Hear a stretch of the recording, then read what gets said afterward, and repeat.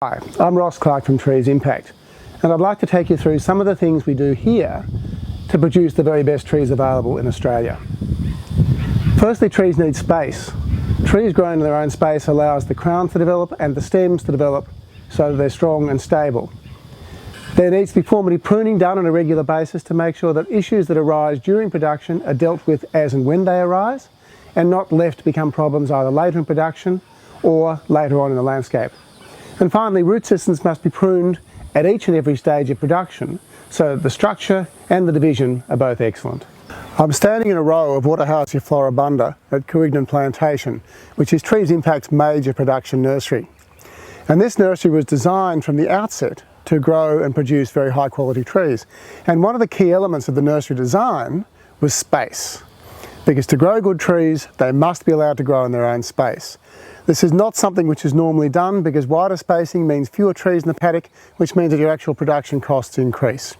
But wider spacings are a non-negotiable part of the production of high quality trees. It allows the entire crown to be exposed to the sun, which means the foliage is all sun hardened. It allows for extra photosynthase to be produced by the tree to help with the development of the stems. An important part of our production here at Carignan is our pruning regime.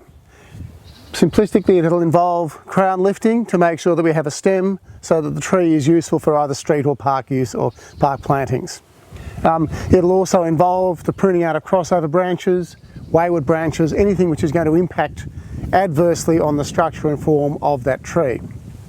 Be very careful to never lift the crown too high at any one stage, because you need the depth of crown and the volume of foliage to drive the actual growth of the tree, and in particular to develop the actual development of a strong and sound stem. A really important part of the production of good trees is to grow them without the use of stakes.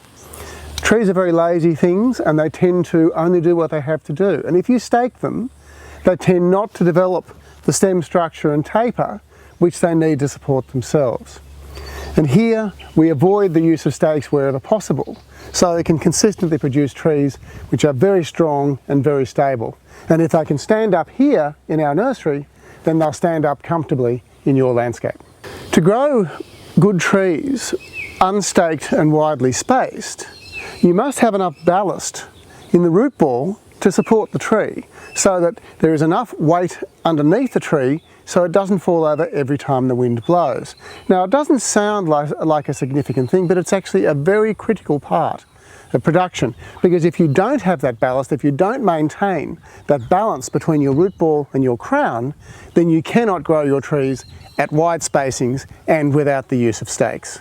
That when you pot your trees on, that those confused roots at the outside edge of the container are removed so that the roots from which the new roots will grow are all pointing in the right direction.